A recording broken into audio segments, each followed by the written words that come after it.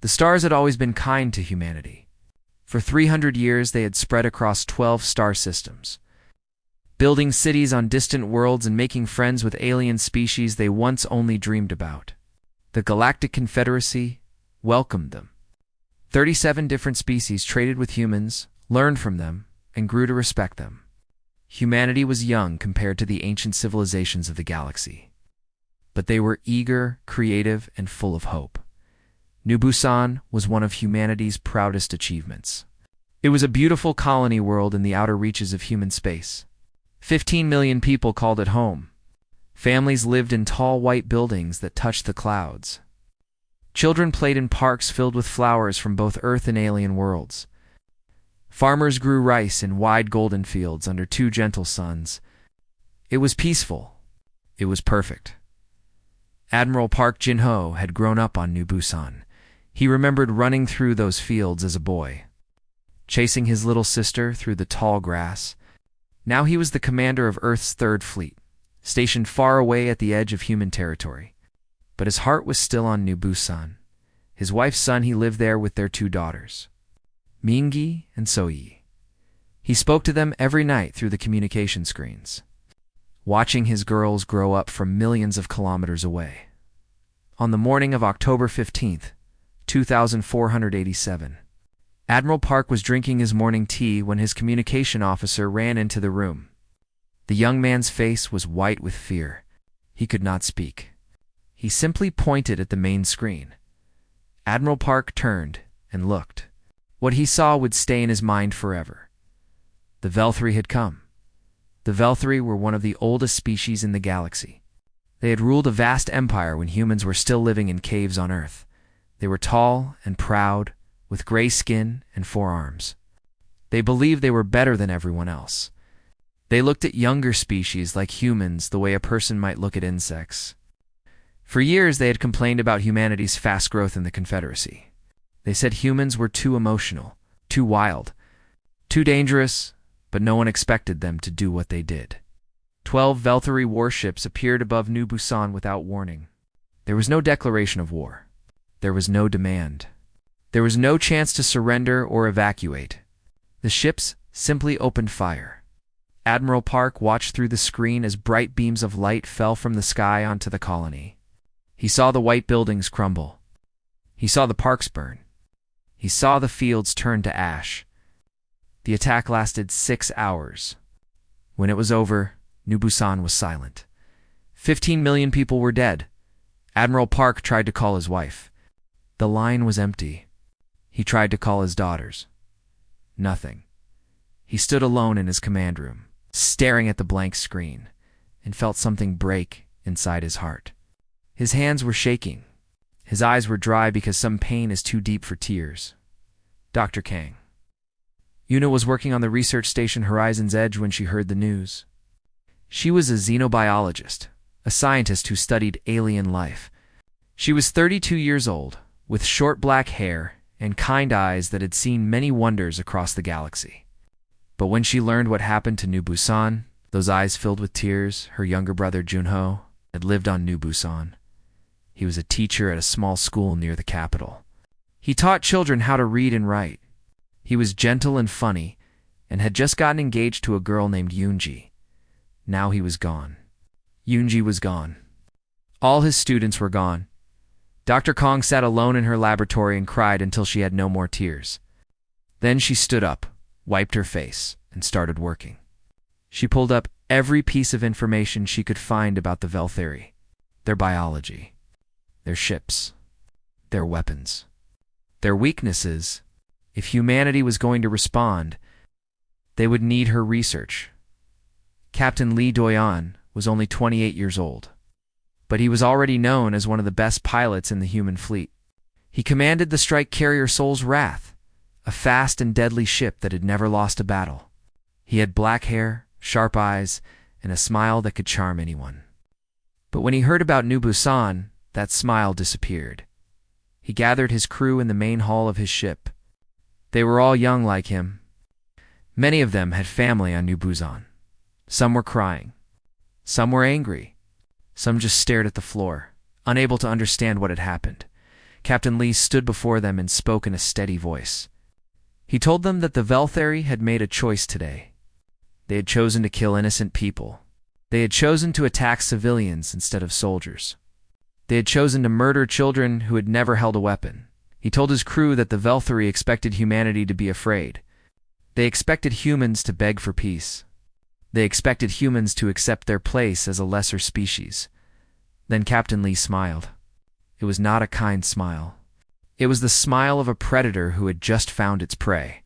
He told his crew that the Velthari did not understand humanity at all. Across the galaxy, the Velthari High Command sent a message to all species. They said that the attack on New Busan was a lesson. They said that humanity had grown too bold and needed to be reminded of their place. They expected the other species to agree with them. They expected praise for putting the young humans in their proper position. Instead, they found silence. The other species did not celebrate. They did not condemn. They simply watched and waited. Because even the oldest aliens in the Confederacy knew something the Velthari did not. They knew that humanity was not like other species. They knew that humans did not become weak when they were hurt. They did not break when they were attacked. They did something far more dangerous. They became angry, and the Velthari, in all their ancient wisdom, had just made 15 million martyrs. They had just united 12 billion humans in a single burning purpose. They had just made an enemy that would never forgive, never forget. Never stop, the galaxy held its breath, and waited for humanity to respond. They would not have to wait long. For 72 hours after the massacre at New Busan, humanity went completely silent. No messages were sent. No communications were answered. No diplomats responded to calls. When the Galactic Confederacy tried to contact Earth, they received nothing but static.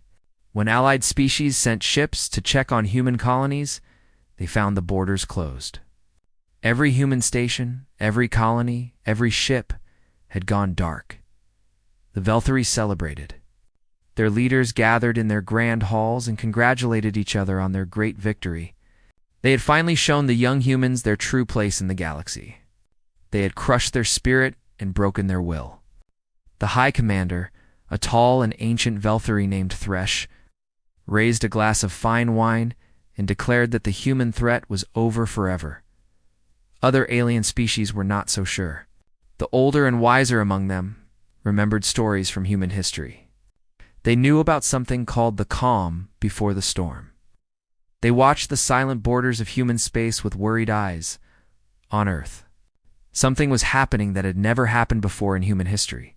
Chancellor B.K. Hines stood in the center of the Great Council Hall in Seoul. She was 53 years old, with gray hair pulled back in a tight bun and eyes as cold as winter ice. She had been elected to lead Earth just 2 years ago. But now, she held a power that no human leader had ever held. Every government in human space contacted her in the hours after New Busan. Earth, Mars, the lunar colonies, the outer worlds. Even the independent stations that had always refused to follow anyone. They all said the same thing. They were ready to fight. They were ready to follow. They just needed someone to lead them. For the first time in 300 years of space exploration, humanity spoke with one voice. There were no more separate nations. No more rival colonies.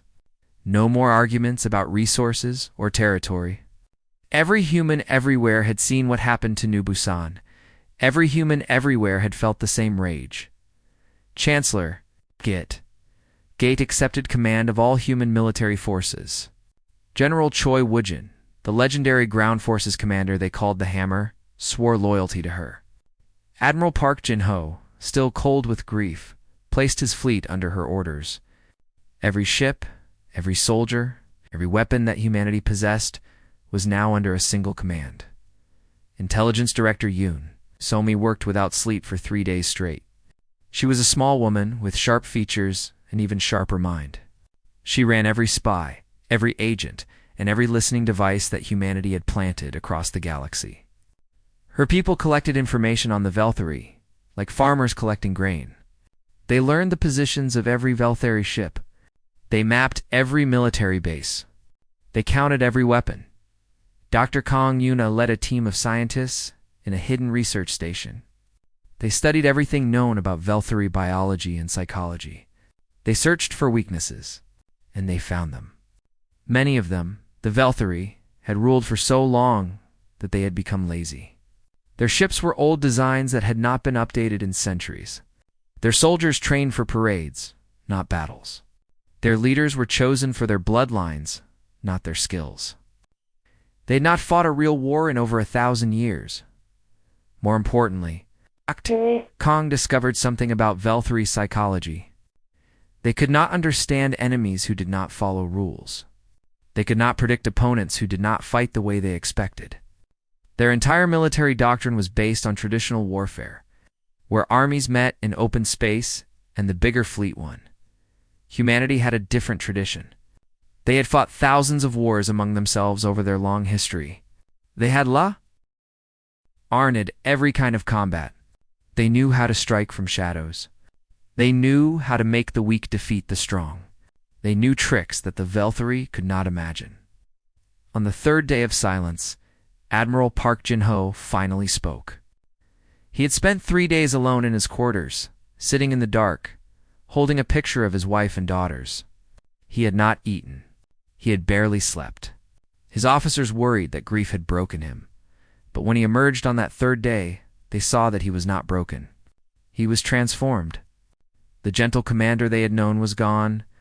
In his place stood something harder, something colder, something dangerous. He gathered his fleet commanders and gave them their orders. His voice was calm and quiet. He did not shout or rage. He simply told them exactly what they were going to do, step by step, in perfect detail. When he finished, his commanders were pale. Some of them looked sick. One young officer whispered that what the Admiral was planning was brutal beyond anything in military history. Admiral Park looked at him with empty eyes and said a single word: "Good." At exactly 72 hours after the New Busan massacre, humanity broke its silence. Admiral Park Jin-ho appeared on every communication channel in the galaxy. His face was shown to billions of aliens across hundreds of worlds. He looked into the camera with those cold, empty eyes and spoke 7 words. "We remember New Busan, and we are coming." Then the screen went dark. Across the galaxy, the Velthari suddenly stopped celebrating. The High Commander Thresh demanded more information. What were the humans planning? Where were their ships? What was their strategy? His intelligence officers had no answers. They had lost track of the entire human fleet. Over 2,000 ships had simply vanished into the darkness between stars. For the first time in his long life, Thresh felt something he had never felt before: fear. He did not know it yet, but his species had already lost. The war was already over. The humans were not coming to fight a war. They were coming to deliver justice, and nothing in the galaxy could stop them. The storm was about to break, and the Velthari were standing directly in its path. Commander Otean was a ghost. At least, that is what his enemies called him. He was 40 years old, with a thin face and calm eyes that seemed to see everything. He led the Ghost Division, the most elite stealth unit in the human military. His soldiers wore black armor that bent light around them, making them nearly invisible. His ships were painted with materials that absorb sensor signals, allowing them to move through space without being detected. On the first night of the war, Commander O and his Ghost Division struck 17 Velthari military bases at the same time. The Velthari had no warning. One moment, their bases were operating normally. The next moment, every light went dark. Every communication screen filled with static. Every weapon system locked and refused to fire. Then the explosions began. Commander O led the attack on the largest base himself. He walked through the halls like death itself, his black armor making him almost invisible in the darkness. Velthari soldiers fired their weapons wildly, hitting nothing but shadows. They screamed in panic, calling for help that would never come. By morning, all 17 bases were burning wreckage, floating in space. Over 50,000 Velthari soldiers were dead. Not a single human had been lost. The galaxy watched in shock. This was not how wars were supposed to be fought. There were supposed to be grand fleets meeting in open battle. There were supposed to be negotiations and demands. This silent, savage destruction was something new. Something terrifying. Engineer Kim Hajan was a genius who worked in a secret laboratory deep beneath the mountains of Korea. He was young, only 31, with messy hair and glasses that were always falling down his nose. He looked like a student, not a weapons designer. But his mind was the most dangerous weapon humanity possessed. He had spent years preparing for a war like this. He had studied Velthari technology and found a fatal flaw. Their systems were all connected. Their ships, their bases, their weapons. Even their life support machines all talked to each other through a single network. It made them efficient, but it also made them vulnerable. Kim Hajan created something called the Reaper Protocol. It was a virus, a piece of code that could spread through Velthari networks like a disease. Once it infected a system, it would take control. It would make Velthari weapons target Velthari ships. It would make Velthari defenses open doors instead of closing them. It would turn their own technology into their worst enemy. On the 5th day of the war, the Reaper Protocol was released. 3 Velthari battle groups were patrolling near human space when their own ships suddenly went insane. Weapons fired without orders. Engines shut down. Shields failed. The mighty warships that had destroyed New Busan now tore each other apart while their crews screamed in confusion. Captain Lee Do-yeon led the main human fleet in a direct assault, while the Velthari were distracted by the chaos. His ship, the Soul's Wrath, was the first to break through the Velthari lines. He was everywhere at once, his small strike carrier dancing between the massive enemy ships, striking their weak points with deadly accuracy. He did not fight like a typical fleet commander. He fought like a wolf hunting deer. He chased down damaged ships and finished them. He targeted command vessels to create confusion. He hit fuel supplies and ammunition storage to create explosions that damaged other ships. The battle was broadcast across the entire galaxy. Humanity wanted everyone to see. They wanted every species to watch what happened to those who attacked human civilians. Sergeant Major Han Bora led the ground forces on Velthari colony worlds. She was 55 years old, the oldest active soldier in the human military. With short gray hair and scars on her face from 40 years of combat, she had fought in border conflicts on distant moons. She had battled pirates in the asteroid belts. She had survived things that would have broken younger soldiers. Now she led her troops against the Velthari ground forces. And it was not even a fair fight. The Velthari soldiers were trained for ceremony. They had beautiful uniforms and polished weapons.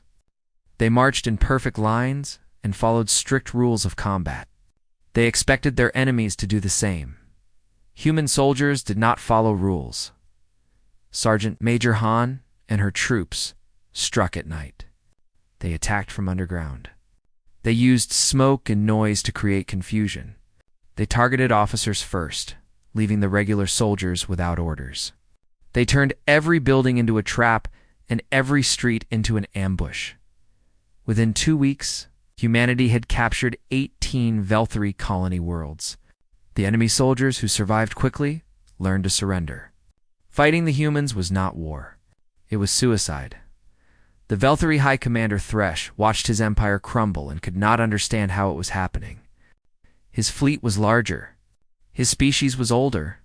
His soldiers were supposed to be superior.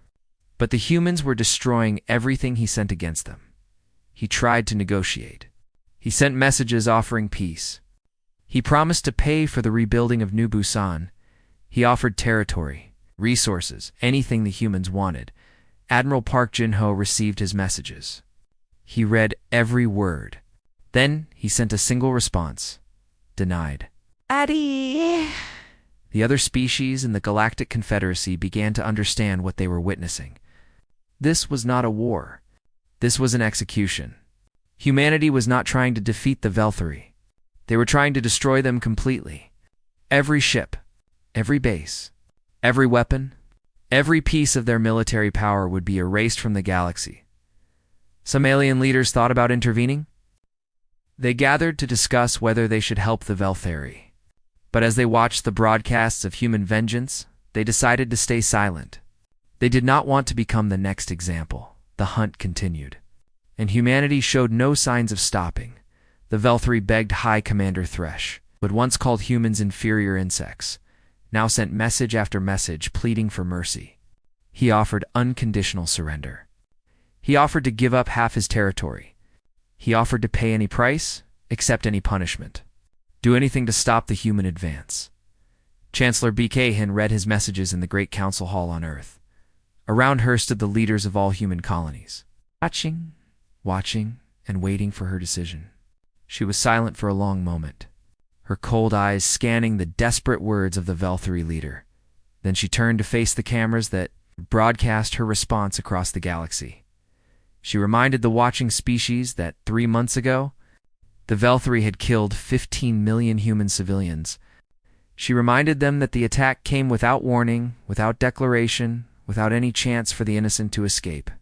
She reminded them that children had died in their schools, that families had been burned alive in their homes, that an entire world had been turned to ash while the galaxy watched and did nothing.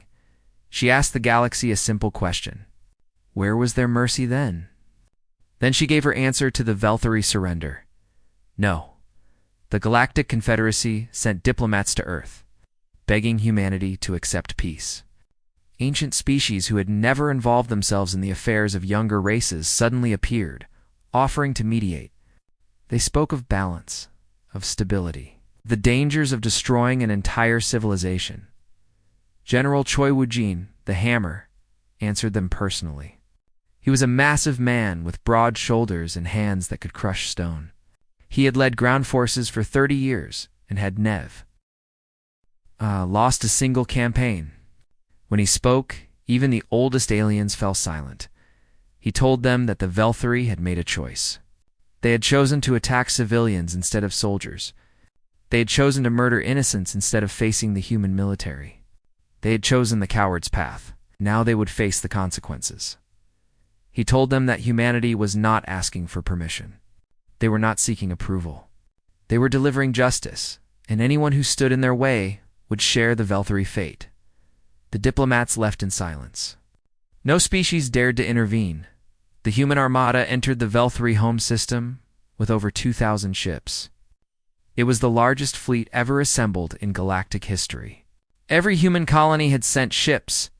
Every military base had emptied. Every citizen who could hold a weapon had volunteered to fight.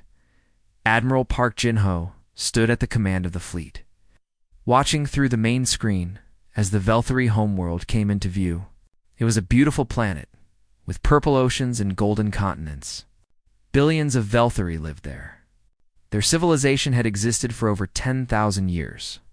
For just a moment, Admiral Park thought of his wife and daughters. He thought of the home they had shared on New Busan. He thought of Minji's laughter and Soyi's smile. He thought of Sunhee's warm embrace at the end of a long day. Then he gave the order to attack. The battle for Velthri Prime lasted 3 days. The remaining Velthri fleet fought desperately to protect their homeworld. They threw everything they had at the human ships. But it was not enough. It was never going to be enough.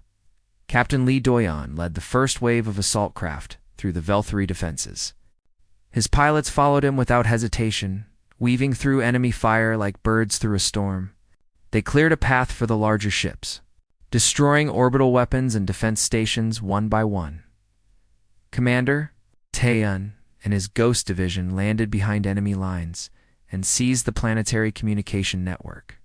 They cut off the Velthri leaders from their forces, leaving the defenders blind and confused. Engineer Kim Hagen's Reaper protocol spread through the planetary defense grid. Velthri weapons turned against their operators. Shield generators shut down at critical moments. The technology that had protected their world for thousands of years now betrayed them. General Choi Woo-jin led the ground invasion personally. 50 million human soldiers landed on Velthri Prime, the largest ground assault in military history. They fought through cities and across continents.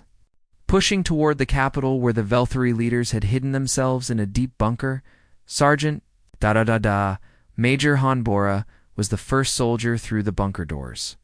She walked through corridors filled with cowering Velthri officials, her weapon ready but silent. The fighting was over. There was no one left to resist. She found High Commander Thresh in the deepest chamber. sitting on an ancient throne that his family had held for generations. He looked old and broken, nothing like the proud leader who had ordered the attack on New Busan. He did not speak. He did not resist. He simply watched with empty eyes as human soldiers surrounded him. The trial was broadcast across the galaxy. Every species watched as the Velthari leaders were judged for their crimes. The evidence was overwhelming. The confession was recorded. The verdict was unanimous. Guilty of mass murder. Guilty of targeting civilians. Guilty of crimes against humanity. The execution was swift and public. High Commander Thresh and his council died within hours of the verdict. They were the first enemy leaders humanity had ever executed for war crimes. But humanity was not finished. They did not simply want revenge on the leaders. They wanted to ensure this could never happen again. Every Velthari military ship was destroyed or seized. Every weapon factory was demolished. Every military academy was closed. The Velthari were forbidden from building warships, training soldiers, or developing weapons of any kind. Their colonies were placed under human occupation. Their government was dissolved and replaced with a council supervised by human observers. Their economy was restructured to prevent them from ever rebuilding their military. Dr. Kong Yuna walked through the ruins of the Velthari capital and recorded a message for her personal archives. The One Sprout City was silent now, its tall towers broken, its streets empty. She thought of her brother Junho and all the students he would never teach. She said into her recorder that the Velthari were not extinct. Humanity had not committed genocide. They had killed soldiers, not civilians. They had destroyed military targets, not homes and schools. They had been brutal, but they had not become monsters. But, she added, the Velthari would never threaten anyone again. This was human justice. This was the price of attacking their children. She ended her recording with a simple statement. She hoped the galaxy was watching. She hoped everyone learned the lesson that the Velthari had paid for with their civilization. Never make humanity angry. 10 years had passed since the end of the Velthari War. Admiral Park. Ginho stood on a hill overlooking what had once been New Busan. The planet had been dead when he first returned, covered in ash and silence. But now, slowly life was returning. Green grass grew where fire had burned. Flowers bloomed where buildings had fallen. A new city was rising in the distance. It's built by millions of workers who had come from across human space. But the Admiral was not looking at the new city. He was looking at the memorial. It stretched 4 kilometers across the landscape. A wall of black stone polished to a mirror shine. Carved into that stone were 15 million names. Every man, woman, and child who had died on that terrible day was remembered here. Every name, every face, every story. Admiral Park walked along the wall until he found what he was looking for. 3 names carved together in the stone. Park Sunhae, Park Minji, Park Sui, his wife, his daughters, his everything. He placed his hand on the cold stone and closed his eyes.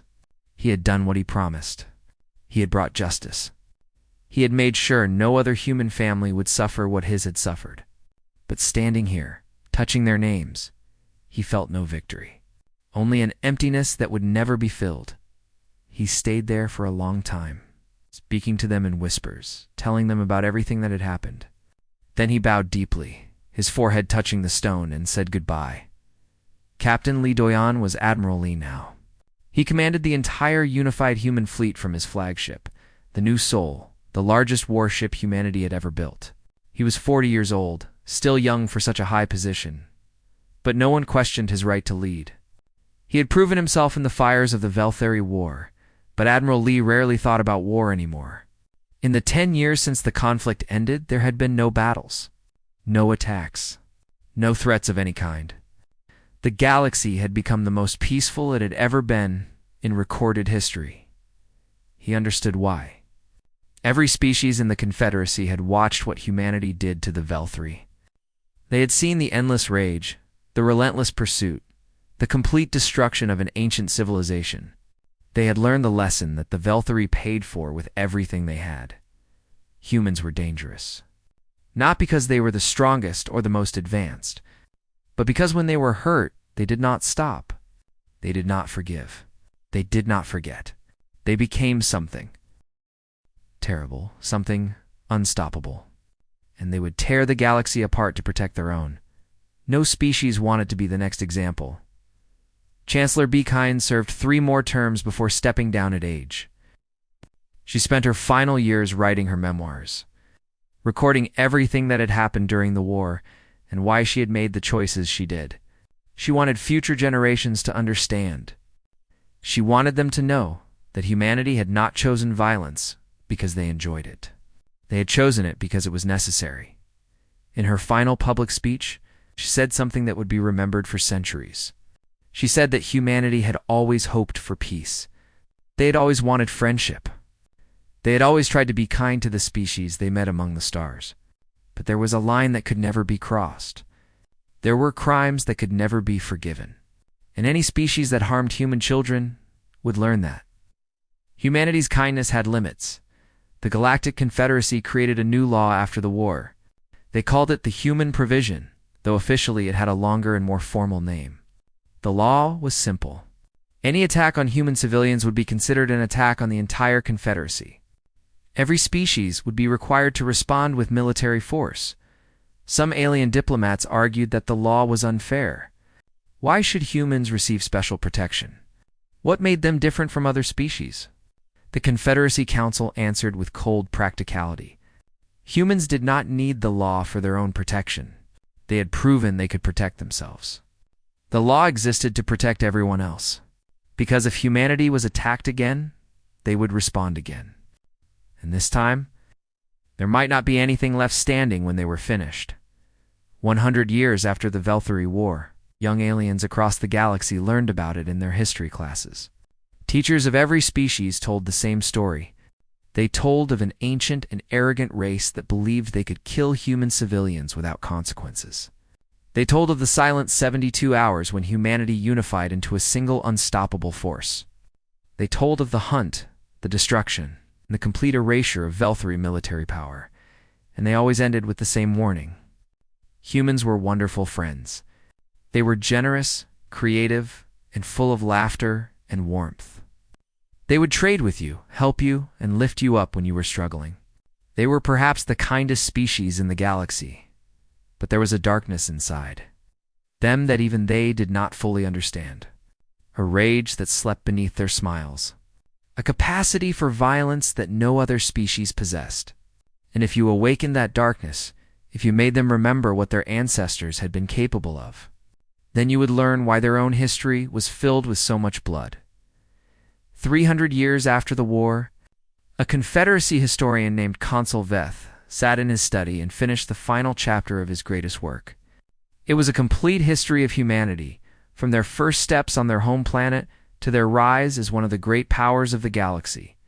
He had spent 50 years researching and writing this book. He had studied human culture, their wars, their arts, their sciences, their beliefs.